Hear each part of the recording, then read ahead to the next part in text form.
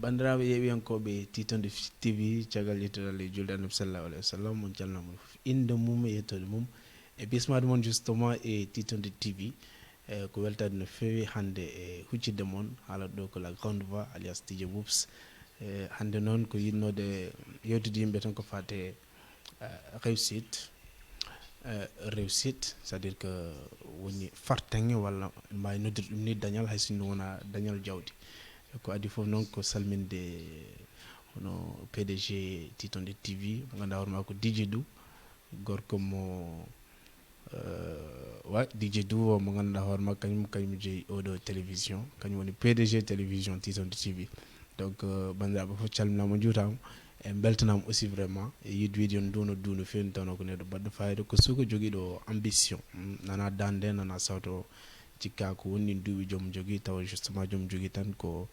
miijoji yiyande e karallagal justement e yidde aussi leñol ngol donc titonde tv mo DJ Dou titonde tv mo fulɓe foof noni mbiye dendagal bandiraɓe fof yettino mbatta hakkillaji men e titonde tv oɗo mbawi yaade Facebook mbaɗon abonné ɗo joni eɗen direct Facebook mais également oɗo mbawi yaade e YouTube mbaɗon toon abonné o mbaɗon aimé mbaɗon commenté toon aussi miijoji moon justement walla jiyande moon e ko waɗete ko tawno ko waɗete ko aussi waɗante ɗum tan ko ɓiɓɓe fulɓe fof waɗante ɗum kadi aussi ko kala aade donc oɗo ñaaga hen duwaw no fewi e kono ɗum goo nani mi haalino e fuɗɗore émission o jimi wiide moon donc hande ko yiɗnoɗo haalande yimɓe tan ko fate réussite nde tawno neɗɗo fof ina yiiɗi wadde réussir neɗɗo fof ina yiiɗi wonde hunde neɗɗo fof ina yiiɗi dañde neɗɗo fof peut être ina yiiɗi wade no Youssou Ndour ni neɗɗo fof ina yiiɗi wade no Baba Maal ni neɗɗo fof ina yiiɗi wade no Hammeli par exemple ko modèle e nder leñol fulɓe neɗɗo fof ina yiiɗi wade no Murtoudo Samba Diop neɗɗo fof ina yiiɗi wade no président Macky Sall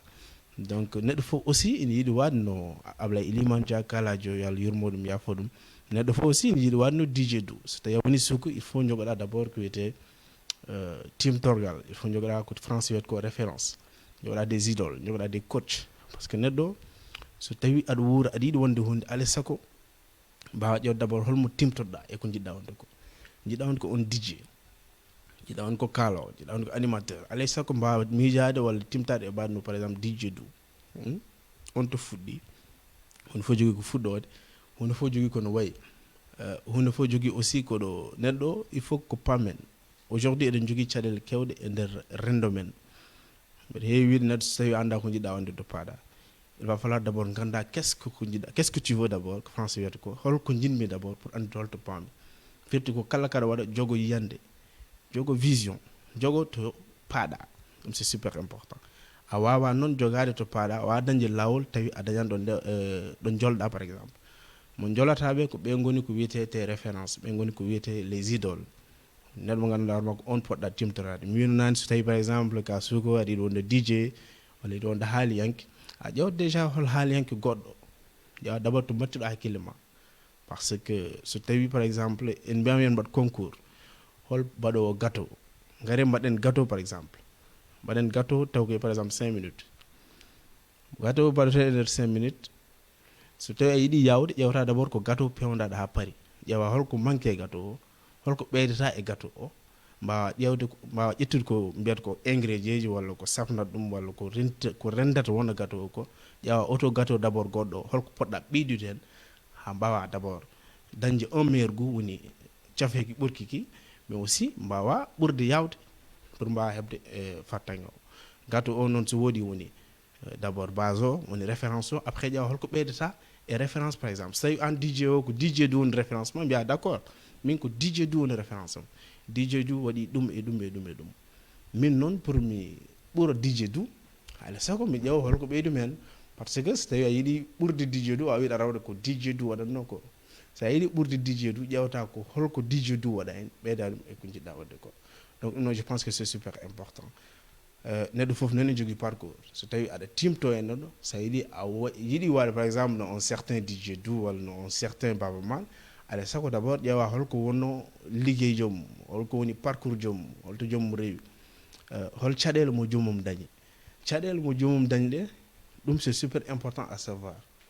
eɗen kewino wiide enen surtout fulɓe neɗɗo haalda mbiya o haalata ko puyka payka de passage mbeɗa salmin hen DJ Dou émission puyka payka mo waɗata e titonde tv ko hunde ganduɗa hoorema aussi c'est important puy ko pay ko woni ko mbaynodi ɗum détail par exemple en français kono détail alay saago ko yimɓe ganda détail en waɗi importance détail waɗi importance ko à partir des détails ko toon mbawata dañde ko waɗi fayida so tawa wonano détail fayida yaltata détail arata wono banggue fayida yaltine hen wiye ɗum nde waɗi fayida ko tagat hunde wiye waɗi fayida ko tawata wonko waɗani fayida wona à côté donc firto hay ko waɗani fayida ko so tawi ƴeewama ha nder ne wawi dañde fayida donc alay saago yimɓe paama quand même kala neɗɗo so tawi aɗa yiiɗi wonde ko woni ko walla wonde ko ɓuuri ko woni ko alay saago d' abord duttoɗa e holko woni hanki makko holko woni parcours makko holko woni erreur aji mo wonno DJ Dou est d'accord ari Dakar ummima Fouta walla ummima Mauritanie ari Dakar waɗi imposé hande dañi télévision mum d' accord so tawi on notte DJ Dou suko goɗɗo yiiɗi finde tan ara wino wona walla ne heɓa ko DJ Dou heeɓi ko walla ko ɓuuri ko DJ Dou heeɓi ko sa watti déjà ko DJ Dou waɗi ko ko mbaɗɗa sa par exemple waɗi lewi e lawol DJ Dou ngol ha ari to dari ɗo tan haydara waɗani to tawi par exemple bamma liggimo hunde baba fewndi galle mahi huɓere an so tawi a jibrama ari a mawni a mahi huɓere tan comme no huɓere baba nde so tawi baba par exemple wonno ko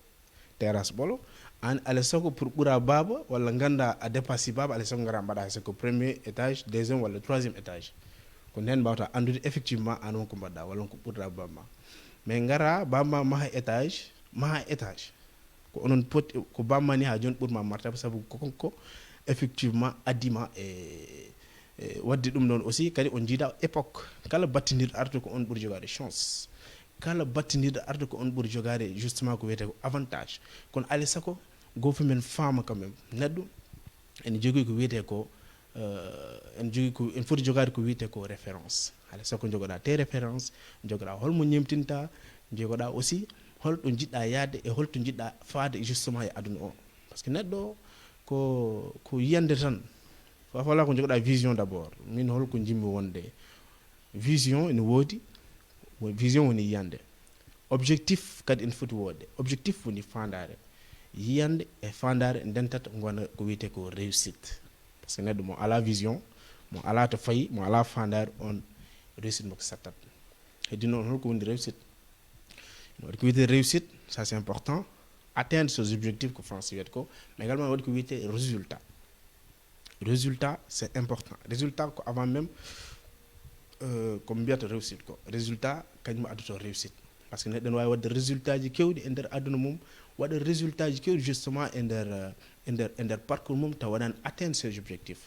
firti par exemple so tawi aɗa woni e lawol ma jiɗɗa par exemple uddidde ko télévision Titonde TV alay saago par exemple puɗɗorɗa ko wiyete page Facebook walla puɗɗorɗa Instagram walla puɗɗorɗa TikTok walla puɗɗorɗa wadde justement une télévision quand même en ligne aɗa fuɗɗoro téléphonellement aɗa filma hen aɗa ƴetta avec les applications kesam mago les nouvelles technologies ƴeewa wadde des montages aɗa waɗa monter des vidéos aɗa waɗa ɗum e internet uji ɗi aɗa waɗa ɗum par exemple e Facebook walla mbaɗa ɗum e YouTube en yaha téléphone o yaha ha wonta caméra téléphone o yaha ha wonta micro yaha ha wonta lampe téléphone o yaha justement ha wonta galle par exemple e nder oɗon galle mo joguiɗa ko nden mbawata par exemple wadde employé des gens par ce que so tawi neɗɗo liggorto tan ko wiyete réussite ko wadde réussir wona pour an tan so tawi ko pour an tan par exemple ya dañco koɗɗa yo yumma ñaama bamma ñaama debma ñaama ɗum ɗo wona réussite wiyete wadde réussir ko dañana yimɓe fof wadde réussir ko dañde waɗa créer des emplois daña mbawa justement wadde créer justement des relais par exemple ça y par exemple États-Unis une personne qui a réussi un milliardaire c'est quelqu'un qui est capable de créer des millionnaires so tawi un milliardaire aux États-Unis so tawi tu n'es pas capable de créer justement des millionnaires a wona milliardaire wiide tan kam milliardaire comme no Sénégal la mbaɗat ni jom wiya mino mbiɗa jogui milliard uji kaari kay jogui kalis DJ Dou jogui kalis par ce que mayro ki kam 10 000 walla kam 50 000 walla mahi galle mabɓe ainsi de suite walla yimɓe foof nan ndewi caggal makko on so tawi par exemple ko leyɗele développé ɗe ko wayno États-Unis en ɓe gandani États-Unis ko kañum woni première puissance mondiale hande kala jokli walla kala pays ji walla kala état ji hande e nder aduna ko kamɓe pawi jungo waɗi ɗum ko philosophie mabɓe Donc il y a un par rapport au fonctionnement du monde. Aux États-Unis par exemple, billet comme milliardaire, il va falloir que par exemple qu'on va créer un millionnaire. Par exemple Bobs comme milliardaire. Voilà, Bobs comme milliardaire, qu'on ligue to DJ du comme millionnaire. Qu'on ligue par exemple Abano Stress comme milliardaire. Qu'on ligue to Hameli comme millionnaire. Ainsi de suite, et y a non qu'on donne justement attestation, justement confirmation que c'est un milliardaire. Ko dum wadi États-Unis aben jogi ko wiete ko générosité aben jaaji berde mabbe ne jaaji kadi am ballondir e ko mabbe no feewi wadi aujourd'hui États-Unis ko kambe nan mbiyam nani kam badi dominer le monde holno be badir dominer le monde mbiyam ma ko ton so neddo god wadi réussir ma ko ya wad créer par exemple 10 personnes bedon 10 personnes yimbe sappo bedon neddo fof wada créer 10 personnes ces 10 personnes chaque personne 10 personnes ces 10 personnes, chaque personne 10 personnes. Ainsi de suite, on est in yaranon. Ha, comme il faut, machallah, réussir. Aujourd'hui, quand les États-Unis, par exemple, après le fait de dominer le monde, a dit justement au de domination du monde, parce qu'on est solidaire, on a décidé de hypocrisie, avec vraiment, donc il va falloir aussi, c'était une net, il y d'abord d'agneau, il va falloir qu'on gagne à Bermanguitaine, Kaloko Wini Bonande. Ngita hen kala ko fewan ngita hen kala ko modjani ngita hen kala kene par exemple hade neddo goddo wonde parce que hade par exemple DJ du wonde ko ça era appuyer par exemple DJ du hor won anda taw ko dum hadat ma an wadde développer parce que tu peux arway DJ du noy adade mo hunde wala noy lijitan dem au marché o don marché mo lijitanma wala an lijitanam on marché taw wala haydar au début o fuddo hunde taw an on marché mo lijitanam ko kanyum jango tottoyma ko hay goto anda donc il va falloir que neddo femme surtout sukaɓe fuɗɗotoɓe hunde gona entrepreneur gona DJ gona journaliste gona jimo gona hunde foof mbeɗa ñaagui kamɓe addiɓe ɓe wonno référence so tawi aɗa wawi wallude neɗɗo wallumo c'est important sa wawa hokkumo jamo kam par ce que a anda janggol ko woni toyto so tawi min mbeɗa fuɗɗo hunde a wi ko an addi kam hen tan ya kalam ya haɗum jiide lawol ngol anda janggo min holko gontoytomi par ce que an a andano hanki est ce que justement ma won ko nda hande ko wala anda wala wonata donc taade wona an addi do hoorema ala sakko ko jommum wawa rentade ko heewi parce que souvent mawɓe men aussi enen juuma so ñi par exemple e nder leñol ngol eɗen jogui caɗele kewɗe eɗen jogui fayuji kewɗi c'est à dire ko gudde kewɗe en poti sukkede c'est vrai que eɗen jogui gendiyankoɓe en jogui adiɓe ɗo en jettata kadi aussi sabu ko tubak wiyata ko le mérite ça appartient à celui qui commence même si le suivant fait mieux, c'est-à-dire que fayida o walla ko wiyete wune o jeeyi ɗum ko puɗɗi ɗo hay sinno so tawi dawɗo hen o waɗi ko ɓuri ɗum donc eɗen jetta no fewi kamɓe les références yimɓe ɓe ganduɗa hoorema ko mawɓe ko adiɓe men justement e terrain o adiɓe men justement e leñol ngol waɗanɓe kadi aussi leñol ngol ko heewi hay sinno tawi la nouvelle génération hande nan waɗa golle payideni golle baɗɗe fayde golle vraiment ɗe ganduɗa hoorema ko pattam lamiji par ce que sa ƴetti exemple titonde TV titonde est ce que oɗon mbatti hakkillaji no fewi holko firti titonde TV titoro c'est à dire ko titonde ko titorogal d' abord titonde ina titoro kala ɓiɗɗo pullo ina foti yiden hoore mum hay sa wona pullo aɗa woni afrique naji ko titonde par ce que afrique fof ina titoro ko woni ko alors sénégal naji aussi fof ina yiyen hoore mum et ainsi de suite kono go fof anda ɗum ɗo par exemple so waɗama neɗɗo wona mawɗo wonato a waɗani ko nandi hen mbasa wiide aɗa baara jomumen walla aɗa hadda ɗumen justement wadde développé par ce que tout simplement ɓe mbaɗi ka waɗani ɗum ko erreur par ce que aussi neɗɗo ko gonda joom martaba ko fof ko joguiɗa ko fof ko gadiɗa e suudu ko fof c'est vrai que an wawi rentide neɗɗo jaalal kono a wawa gaynude fof a wawa waddude fof kono alay sago ko mawɓe men alay sago ko référence uji men mbasa jumde mbawa jaggande sukaɓeɓe par ce que kamɓe jogui expérience et l'expérience c'est la somme des fautes et erreurs commises dans le passé c'est à dire ko expérience woni mbiyen ɗum mbawka walla karantagal gongere gongal ko caɗele e perguit ɗe dañƴa e passé o ko ɗum tagatma hande justement wasde wadde e perguitte kewɗe walla caɗele kewɗe par ce que déjà a rewi hen donc so tawi no an aɗa jogui expérience aɗa yiya sukaɓe en puɗɗo alay sago ko gadda expérience ma mbawa famde aduna ko noon yarata parce que neɗɗo wawa de fonctionner ha dernier jour makko ɗum wawa wonde neɗɗo wawa wadde justement fonctionner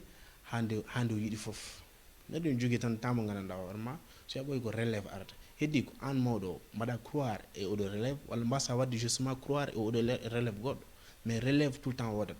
relève noon so woodi wonɓen aɓe gadde haɓe guetta mbiye ko an relève jokku golle wonɓen so tawi a leeli tottudeɓe ɓe mbaɗata ko lawol mabɓe banggue ɓe gara ɓe guittuma to gonɗa ɗo ɓe gara ɓe pawa kaɓe koɓe gaddi ko ɗum addi Titone TV en ɗum addi télévision ngaji goɗɗi ko woni Fouta Vision en ainsi de suite ɓiɓɓe fulɓe aussi mbawa famde ko wiyete réussite ko so tawi neɗɗo yiiɗi wadde réussir mi haalino hen nani mi waɗata hen insister réussite wawa wadde so tawi solidarité ala solidarité c'est à dire ko ballodiral kalto ala réussite sattat ɗon il faut ko yimɓe mbawa wallodirde mbawa yiɗodirde mbawa wonde gotum ballodiral noon mbeɗa sikki wawa arde so tawi guilli ngala par exemple so tawi won ɓerde nde joganɗa neɗɗo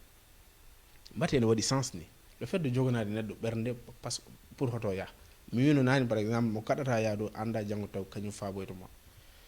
hay sinno o wallanima an wawi wallude ko ummema o walla ɓiya walla ainsi de suite donc yimɓe kam yo tinno mbawa famde ɗeɗon gueɗe ko gueɗe ganduɗa hoorema fotani wodde hakkude men il va falloir ko mbawen famde ko kala gumminiɗo hunde foti ko hokkede poussette kadi monde mo gonɗen joni o aduna mo gonɗen ko aduna solidarité ko jaggande neɗɗo woodi so jii neɗɗo ne wona hunde ene fuɗɗo ballen ɗum tawi Titone TV sohli ko abonné ji mbaɗen abonné so tawi Titone TV sohli ko des partage mbaɗen partagé so tawi Titone sohli ko des j'aime mbaɗen aimé mbaɗen kala ko Titone sohli par ce que le fait kada uddito YouTube ma déjà aɗa jogui YouTube mbaɗa hen clic mbaɗa hen j'aime mbaɗa commentaire exemple wiide a hunde waɗi fayida haydara bonnantama haydara donc yo yimɓe quand même mbawa wattu ton hakkillaji haydara bonnantama le fait kada waɗa clic tan mbaɗa abonné par exemple onon ɓeɗo yeɓoɓe oɗo par exemple intervention walla oɗo émission e direct Facebook le fait que ɗum mbaɗa abonné sur par exemple page DJ Dou walla sur Titone TV mbaɗa on hen commenté haydara bonnantamon ko mbatton partagé kode aussi hokkat mon tan ko raison par ce que aɗani yeeɓa sa waɗi partagé fitti ko goɗɗo ma arnata hen fitti on o hokkatma ko raison fitti ko jeeɓata ko peut être ene waɗi fayida walla won ko woni hen ko gandanɗa hoorema ene en jogui gartam kadi hunde so tawi puusama tan so yimɓe foof ƴetti hunde tan jogoto fayida valeur ko dental yadullahumma a jamaa ballal Allah woni koye dental walla mbiyen jungo Allah woni koye dental haaloɓe ne keewi haalde mbiye Tijane an ne haala wiye kala ko rendi huule herse ittane gueɗal kono yimɓe koma dental haade ko haade men rentude enen surtout fulɓe par ce que to gonɗen ɗo kalten ko pular kaldeten koye pulagu kaldeten justement ko kala fulfulde e kala ɓiɗɗo pulde woni jiɗɗen ko faam ɗum ɗo o yiya ɗum o anda justement ɗum ɗo ko faaro men en pulagu ala ko joguiɗen enen ala ko joguiɗen ko wona pulagu ala ko joguiɗen so wona ɗemgal men ala ko joguiɗen so wona pinal men fina tawa men donc alay saago ko mbawen justement nangande sa nangani par exemple DJ Dou sa nangani Titone TV ha waɗi réussir ha yalti hen ko hoore ma nanganɗa par ce que no mbimi ni ɓiyo jangga ne wawi arde liggo hen mawde ene wawi liggade hen DJ Dou so ha dañi doole ene wawi justement wawde justement wadde balle taw balle ɗe nawete ko Fouta on wawi dañde partenariat gummo extérieur gummo on peut partout gara taw gara ko inde Titone TV nawe Fouta nawe pulagu ɓamten koye men ma hen hôpitaux ji ma hen dispensaire uji ma hen école aji ma hen hunde foof ɓamten jardin ngaji men par ce que enen to Fouta men to eɗen gandi joguiɗen toon tan ko yo Allah yurmo yafo kalaji wiyatno enen drapeau men ko ndiyam ne wonde leydi ko leydi ndi woni kangue men ndiyam ɗam woni pétrole men donc Foutankoɓe aussi mi waɗaɓe lancé direct on appel hande ko tagat men wadde réussir ko tagat men justement dañde ko nana sara men mi hokka exemple seeɗa peut être ene wawi taw sukaɓe ɓuuri wawde yebde oɗo instant oɗo live exemple ƴetten exemple advice ko artiste ko rappeur advice nde eɗen gandi o ɓoyram o yimi ko heewi e kala ko waɗi aussi waɗa fayida waɗa bruit o daña hen justement manora mais ko waɗi justement en terme de de réalisation de waɗata morceau makko takko maayo advice ɓooyi taccun maayo ɓooyi rewde e maayo advice ko cubalo advice no andi maayo no andi liɗɗi no andi jeema maayo no andi fof mais o taccano hen tan ƴewde o taccano hen tan o ɓenno o yaha ƴeewi ndo hakkille makko ari e ruttade e cosaan makko walla mbiyande e ruttade e ganni makko e ruttade e finatawa makko vidéo mo waɗi biyeteɗo takko maayo walla jaggo maayo konke Salif Tasor ko on vidéo waɗimo lancé aduna fof ko on woni premier makko vidéo mo gandanɗa hoorema waɗama fawama ɗo par exemple RFI par exemple mbiyen donc mbiɗa sikki DJ duyon ko DJ ji won ko gandi hen ko yimɓe culture ko yimɓe jaaroɓe affaire de cinéma ainsi de suite eɓe gandi justement takko maayo ko hokki advice ko en terme de vue en terme de buzz et de célébrité donc firti jimmi wiide tan ko jogoto nawde neɗɗo ko woɗɗani enen fuutankoɓe ko tagat men wadde réussir ko woɗɗani men ko hen advice ko oɗon lancé ha joni continue watti wadde bituji makko taw waɗen tempo wango o ainsi de suite pulago ene yalta hen omo yiyen hoore makko doole makko ene ɓeyɗo donc ɗum ɗon ko mbawin famde enen aussi leydi men ndi e jamɗam jawheten ɗam allah ne seeɗi ko toon tan mbawɗen wadde hande réussir ha tinen e mbaɗi réussir mbaɗen réussir taw impôt ji kewata mbaɗen réussir taw taxe uji kewata mbaɗen réussir effectivement taw ñamale kewata taw koɗo men ɗo ko waɗi ɓe mbiyata eɗen ndema eɗen ñaama eɗen jeeya hen ɗum ko hunde wawde wonde donc il faut kadi aussi ko sukaɓe ɓe la jeunesse mbatta hen hakkille no fewi no fewi no fewi mbawa kadi aussi andude ndema hay goto foti hersir ɗum mais aussi no bailleur pour réussir o ɓuuri yawde dañɓe men anduɓe men anduɓe to banggue agronomie to banggue agriculture janggoɓe par exemple janggoɓe ndema ne goodi taw ko fuurankoɓe ɓiɓe fulɓe am gandi hol potentiel gonɗo Fouta joguiɓe jawɗele yo ƴettu jawdi mabɓe ndi ɓe totta ɗum janggoɓeɓe mbawa formude justement sukaɓe mbawa dañande men taw ko dañal ngal ko à partir du Fouta dañal ngal ko à partir to koɗɗen ɗo ndiyam ne woodi leydi ne woodi ndiyam ɗam woni pétrole o leydi ndi ko kañum justement woni kanŋe men ɗum noon bandiraɓe yo mbatte on fannu aussi hakkille no fewi no fewi no fewi hande ko mbartot en ko ɓen gummo en gara Dakar oɗo instant Dakar hande koko bouche hande sa yi par exemple appartement jaro 200 000 francs ganda Dakar koko heewi yimɓe studio toxel jaro 150 000 ganda Dakar hande koko ɓitti donc jarani ko yimɓe en gummo e mbaɗa ko wiyate exode rural ko en gummo Fouta en gara Dakar fof ne gasa ɗon heddi noon ko bon peut être que yimɓe galana ɗum karantagal ɗum ko gonga garna ɗum karallagal ɗum c'est important ɗum noon waɗi hokki important justement ko kalannom nani par rapport e no bailleur e janggoɓe men to batte agriculture janggoɓe men justement to batte ndema agronomie ainsi de suite ɓe mbawa effectivement wadde investir e leyɗele men sukaɓe hande daña mais lance appel aussi à nos politiques surtout kalde e président Macky Sall yoɗo min aménager les terres au Fouta ko ɗum addata men réussite leyɗele men gonɗe justement toon to Fouta to Macky Sall en foti wawde hande hokkude men opportunité o waɗa ɗum aménagé fof taw ni o sohla ni addude parti hay somo addani yimɓe bailleur uji ummotoɓe à l'extérieur walla konko andi est ce que avec SAED walla organisation ji goɗɗi gonɗi ɗo mbawde justement wallude yimɓe ha mbawa remde leyɗele men taw en daña hen tawana tan yaadana remaɗa ñewon ma seeɗa daña ɗo parasal seeɗa daña ɗo makkel seeɗa ñaama ɗo lebbi ɗiɗi tari gasa non non min jiɗi ko hande guese ɗe gonta des entreprises min jiɗi ko guese ɗe mbatta yobde yimɓe min jiɗi ko yimɓe mbatta ummade e guure goɗɗe ene gummo Dakar en jani liggoyo Fouta en gummo Saloum en liggoyo Fouta en gummo Saint-Louis en liggoyo Fouta ainsi de suite en gummo ni hay France en un peu partout en gara en liggo ɗum ko hunde wawde wonde c'est une question de vision il va falloir ko so tawi par exemple ko gonga Sénégal ko plan Sénégal émergent waɗa hande a wawi plan Sénégal émergent taw haala ndema a wawa haalde ndema tawa haala leydi hande so tawi leydi effectivement sohlande ndi leydi wiitende ndi hande woni tan ko Fouta des terrains dégagés à ne pas finir rendre dans le foot. Il va falloir quand même que autorités men politique surtout parce que kamɓe keede justement feccoɓe a wawi wiidata wonde feccoɓe taw feccata hoorema ɗum ne hersini a poti hersirde ɗum a poti hersirde justement ƴewde fuurankoɓe ne tampa taw politique maɓe mbaɗata o ɓe goppa on politique dona wallanmi walluma sa wallani kam mi wondata ma ɗum wona fayida hande entrepreneur ji donki yaade banggue men hande so DJ du hande wi avec Titonde TV il va falloir ko ƴeewa homme politique mo walli o yaade mum seeɗa pour wodo ko waɗimo financé walla ainsi de suite ɗum noon foti iwde so tawi neɗɗo woni un jeune entrepreneur ene fuɗɗo ene yiiɗo hunde il va falloir ko totte opportunité waɗi subventionné yimɓe guitti wiide hannde sa waɗani politique haydara heɓata ko gonga ko noon ɗum woodi ɗo kono ɗum foti ko iwde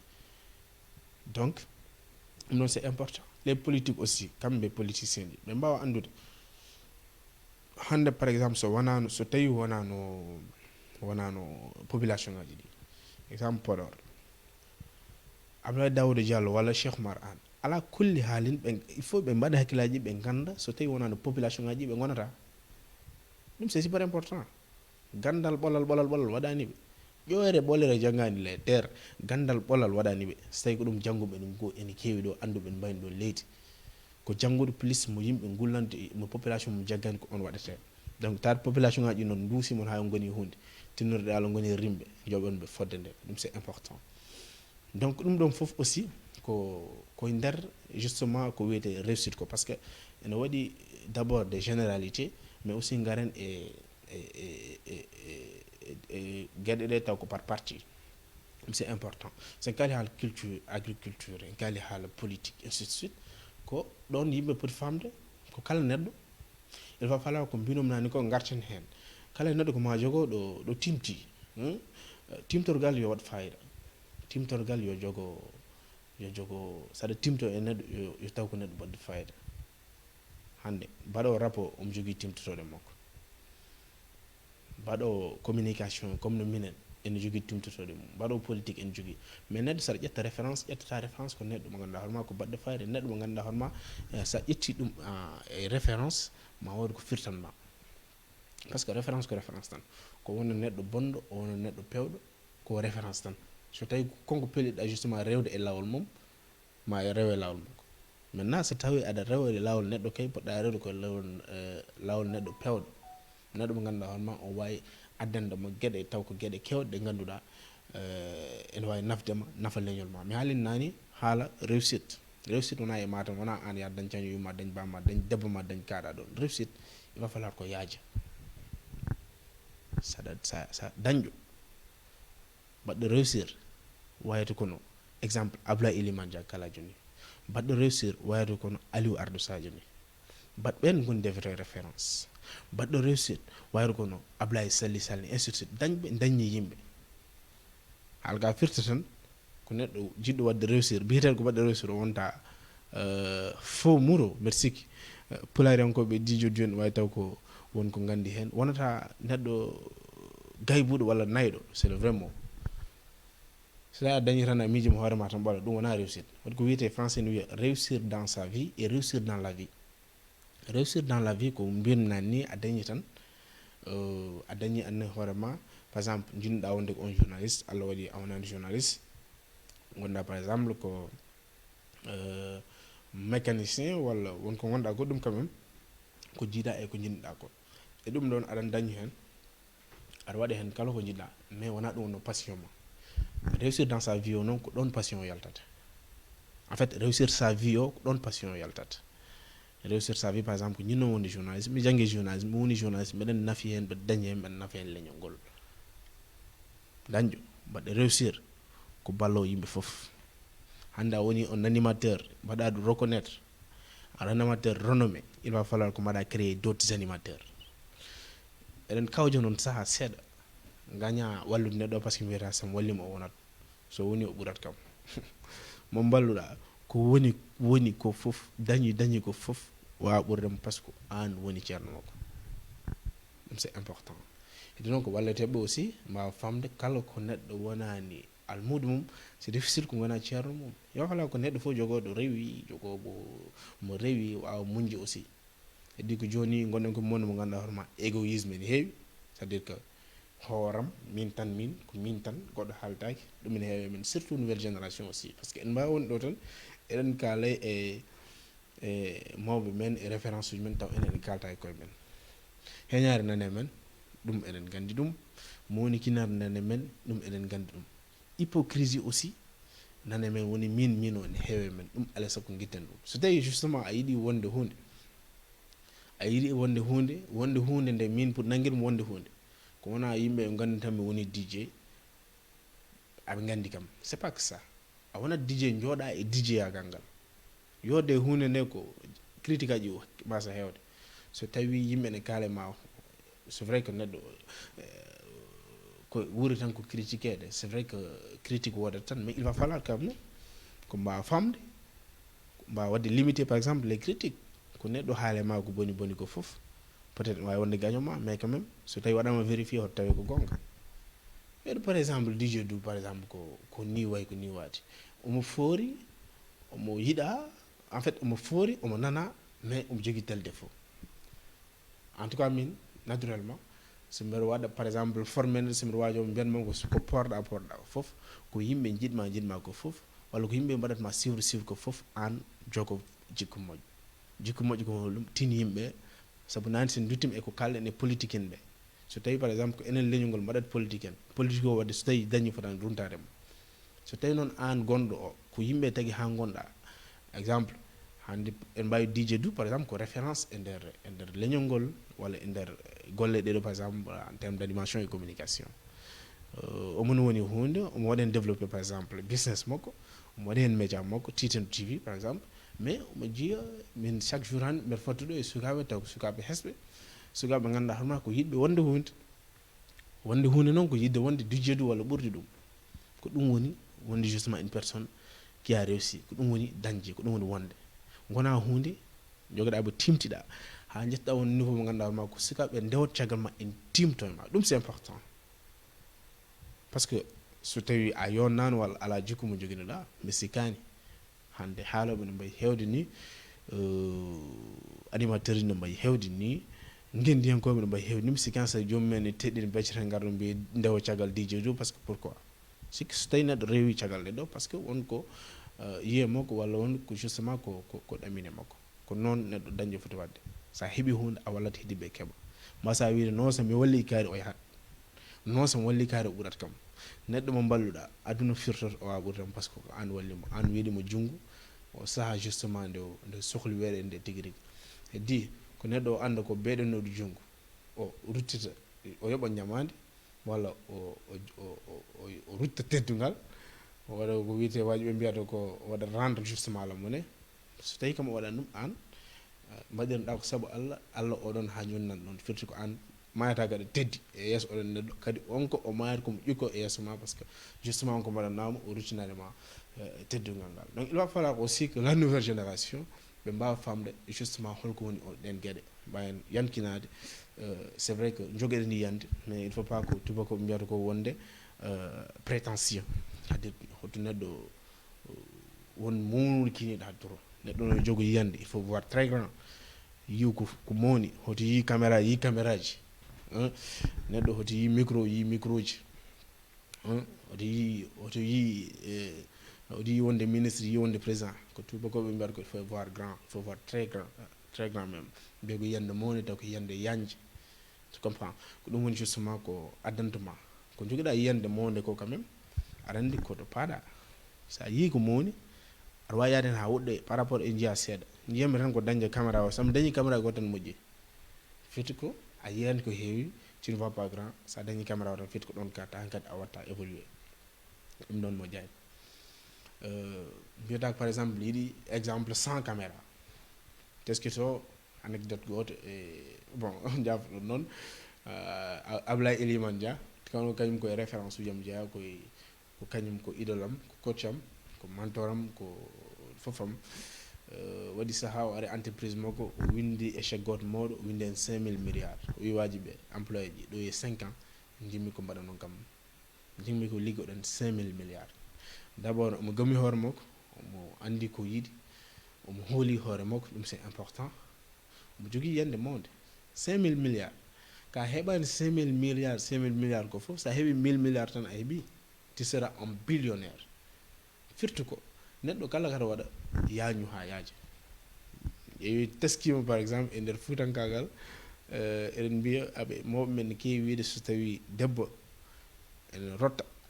yo rotta ɗo yaaji saɗa nokka jimmi wiide so tawi aɗa defta battari defta ɗum e bool diaƴo aɓe ɓeeta par exemple aɗa comparé nokkowo ɗo yaaji e nokkowo ɗo famde ɓe mbiya par exemple nokkowo ɗo famde o on dinaki jaam firti ko yiyani ko heewi sohlani ko yimɓe hewɓe ene ngare mum sohlani aduna are mum sohlani ma mbiyen jawdi ndi ne ɓeydo par ce que jiɗɗo ɓeydare jawdi normalement ne foti yidde yimɓe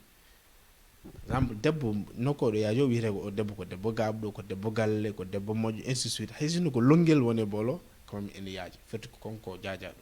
elle voit grand et puis ɓen mo kene yaaji donc ɗum no fof ko teskuyaji mo ganduɗa warma alay sakko ko mbawen wadde référé o surtout pulago ene mawni futankagal ko needi wonko waɗi men eɗen certi ko heewi e leƴƴi kewɗi ɗum noon ko valeur aji men mais c'est que aussi so neɗɗo yiiɗi wadde réussir il va falloir ko duttoɗa e tes valeurs mbaɗa promouvoir tes valeurs mbaɗa valoriser justement tes valeurs kala ko woni fayida gonɗo Fouta kala ko woni valeur wonɓe gonɗo Fouta men to alay sakko enen sukaɓe surtout nouvelle génération mbawi wadde retour à la source mbawi justement wadde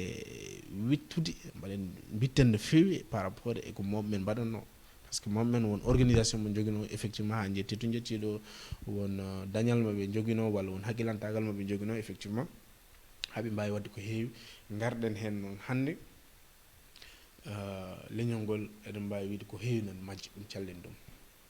so tawi ko gonga gonken fulɓe eɗen mbiya eɗen jiiɗi koye men eɗen jiihen koye men eɗen jaaya ko waji ɓe mbiyata ko eɗen jeeya doole waji ɓe mbima so tawi wonko hamma erel wawi nangoye mum yewlima hande oɗo instant mo tolniɗen jaman mo tolni pulagu nana majja kalden gonga taade noon pulagu nana majja il va falloir ko enen ɓiɓɓe fulɓe la nouvelle génération mbawen heɓɓitade ɗum gelongal ba haali ñande wima hakkude seɓɓitade e teɓɓitade mi siki heɓɓitade hejo ɗo noon Didier donc non je pense que c'est super important alors ɗum no fof firti ko so tawi neɗɗo par exemple yiɗi wadde réussir ko heewi il va falloir ko mbaɗa ko waji ɓe mbiyata ko puiser dans le passé c'est à dire mbawa ƴogde eko ɓenni pour mbawa wurde hande o e wawde justement wadde préparer ko arata janggo ko il faut puiser dans le passé pour vivre le présent et mieux préparer le futur donc c'est super important parce que futur ko ɗum woni kala fayida janggo o ko ɗum woni janggo o waɗi fayida c'est à dire fayida o ɓuuri ko janggo hande par exemple so tawi aɗa woni suuka janggo aɗa yiɗi mawnude maintenant janggo so tawi mawgu ngu ari holko jiɗɗa ɓattoma holko jiɗɗa par exemple wiye an jeeyi aɗa yiɗi wiyede par exemple Titonde TV ko DJ Doudou jeeyi aɗa yiɗi wiyede par exemple Titonde FM ko DJ Doudou jeeyi aɗa yiɗi wiyede Titonde Média ko DJ Doudou jeeyi ainsi de suite donc ɗum ɗon so tawi neɗɗo yiiɗi ɗum ko dès maintenant c'est à la base c'est en ce moment oɗo saaha mo gonɗen fof ko ɗo gasata donc mbiɗa sikki quand même ko ɗum ɗo ene jeeyano e ko ɓuuri fayidinde ko jinɗa hoore ma mbirino feccude ɗum e dennangal ɓiɓɓe fulɓe fof yinnode aussi feccude ɗum e dennangal rendo ngo fof haala ka noon wawa gasande émission aussi en jiiɗa juuta ha ɓurta nde tawno aussi hunde fof ne jogui aussi to foti hadde mbaɗa andi ɗo e sahaji gawreji ko woni janggo en ɓaw janggo en mbawen justement artude ɗo gam huccirde e bandiraɓe yeɓiyankoɓe Titonde TV avec DJ Dou mo ganduɗa ma kañum woni PDG oɗo télévision no mbimi nani il faut quand même ko mbayen jagande DJ Dou ko DJ ko jagande hoore mum saabu ɓiye janggo ene wawi wonde employé Titonde TV janggo ɓiye ne wawi wonde directeur Titonde TV janggo ɓiye mawne walla bande ne wawi liggade e Titonde TV janggo ni ballal Titonde TV ene wawi famadema donc mbawen famde hunde nde wona pour neɗɗo goto ko pour yimɓe foof donc so tawi neɗɗo faami ɗum tan ma waw jaggude so neɗɗo faami ɗum tan ma waw justement jaggande effectivement hoore mum ma waw wadde abonné ma wadde partagé ma wadde commenté haala miijo mum ainsi de suite ko ɗum woni ko nafat men ko nawata justement leñolngol yeeso hande ko introduction tan wonno ha joni siftinimɓe gonɗen koye phase test justement e Facebook ko ɗum waɗi justement hande mbiɗe e garɗo kalen haala réussite la réussite ko woni réussite e holno neɗɗo foti wadde ha waɗa réussir sikki hande ko woni ko ɓuuri hewde walla ko ɓuuri wadde quand même ko woni les éléments de base en mbawi yewtude ɗum e bandiraɓe de noon ko kaalo noon andi tan ko noon haala neɗɗo kadi aussi jogui tan ko miijo mum ene wawi ni taw heɗotoɓeɓe ɓuuri wawde fonnode wawde famminde walla ɓuuri wadde maîtrise justement ko kalam ɗon ko yiɗi wiide tan neɗɗo timmani ha kaalo an tan ko nan haala ko timmata ko koye noppi mon woni kadi ko Allah timinta ɗum donc e ñaguima joom mbaɗe ɓawde justement yo hokku men nde hunde timmiri yaara yeeso Titonde TV dal goto fof mon yo titoro ɗum yo farnoro ɗum wawa andude ko puulagu tan wonno ko enen jeeyi ko enen mbaɗana ko jeyɗa noon woto fada totteɗa so tawi leeli tan girbo ngara so tawi dj du leeli tan ngare tawiyomo ɗo mbiyomo Titan TV ko minen jeeyi gudditen télé o yaaja gardon caméra ji micro ji mbaɗon des émissions e kala neɗɗo hannde en heeƴo ɗo donc ko ɗum wonno no mbinomi nani ni e ɗo yesso haalere nde ko sehil moon gote moon Bob Star la grande voix gorko mo Demet en calmi yewiyankoɓe yiɓɓe e sehilaɓe fof en calmini hilfaɓe meɗen fof to banggue diine banggue aada banda fof calminama en calmini PDG Titonde TV DJ Dou c'était la grande voix et DJ Dou mo gandanɗa hoorema justement ko kañum hande joguino ko mbiyatmi ko karalagal ngal hande DJ Dou aussi vraiment ko ɗo pama toon ko neɗɗo joguiɗo vision so tawi aɗa gandi so joɗinoma ɗo mo haala peut être hunde ɓuranno dahmude waɗa jimmo no fewi kono kadi omon oto banggue e caggal jogade karalagal ngal ha mbawon yebde mbawon yiide koye moon waɗa commenté mbaɗa commenté waɗa partage on foti hande ko grâce à DJ Dou donc gonɗo yes caméra o andi tan ko noon haala kono ko préparé ko foof hande noon ko Dou waɗanno ɗeɗo golle baɗɗo fayida kono hunde dahmi waɗi jimmo no fewi no fewi mi totta moon rendez vous e numéro goɗɗo réussite ɗo yes haalere nde ko la grande voix mi wiide moon aussi jon jamba ɗon abonné sur Titonde TV joni hade moon yaade hoto dogue mbaɗe abonné ha paare Titonde TV Titonde TV Facebook mais également mbaɗe abonné e Titonde TV YouTube nde tawno doole ɗe kadi aussi ene cohla toon no fewi johon to TikTok mbaɗon abonné Instagram mbaɗon abonné abonnement moom ko kañum joli ko kañum heewi kala noon mbiɗo hoore mum ko pinɗo ko pamɗo ko jolɗo ala e Titonde TV finalement ni heddi donc ɗum ɗo c'est super important bandiraɓe sehilaɓe jetti Allah no fewi to men sembe katten wawde hande huccidde moon walde nder e walde bool fof ko walde jaam ɓuuri yo Allah hokku men walde jaam on jarama merci beaucoup